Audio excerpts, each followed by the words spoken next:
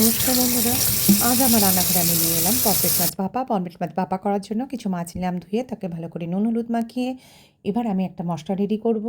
মশলাটার মধ্যে থাকবে কিছু কাঁচা সর্ষে, পোস্ত সামান্য, আর তার সঙ্গে থাকবে লঙ্কা, আর যেটা নিলাম ধনেপাতা। এই সবকটা নিয়ে ভালো করে একটা পেস্ট বানালাম। পেস্টটাকে নিয়ে ভালো করে মাছের গায়ে মাখালাম।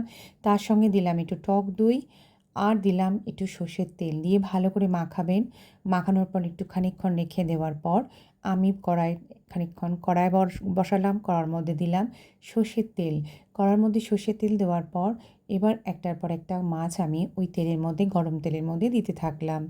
দেওয়ার পর এবার যে মাখানো যে মশলাটা ছিল পড়ে, সে মশলাটা ওপর থেকে ঢেলে আবার কিছুটা সর্ষের তেল দিলাম। দিয়ে আমি 10 থেকে 15 মিনিটের জন্য একটা থালা ঢাকা দিয়ে দেবো। থালাটা ঢাকা দেওয়ার পর আমি দেখলাম যে খুলে মাছটা হয়ে গেছে।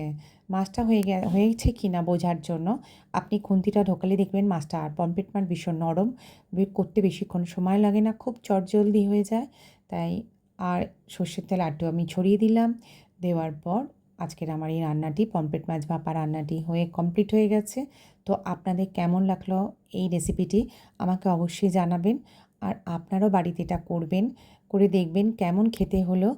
এই নতুনত্ব রান্নার জন্য যদি আপনাদের ভালো লাগে আমার ইন্দুবালার হেসেল, তাহলে আপনারা নিশ্চয়ই আমাকে লিখবেন, জানাবেন। তাহলে আমি নিত্য নতুন রান্না আপনাদের সামনে নিয়ে আসবো এবং চেষ্টা করব আপনাদের সাথে থাকার এইভাবেই, এবং আপনারা যেভাবে আমার পাশে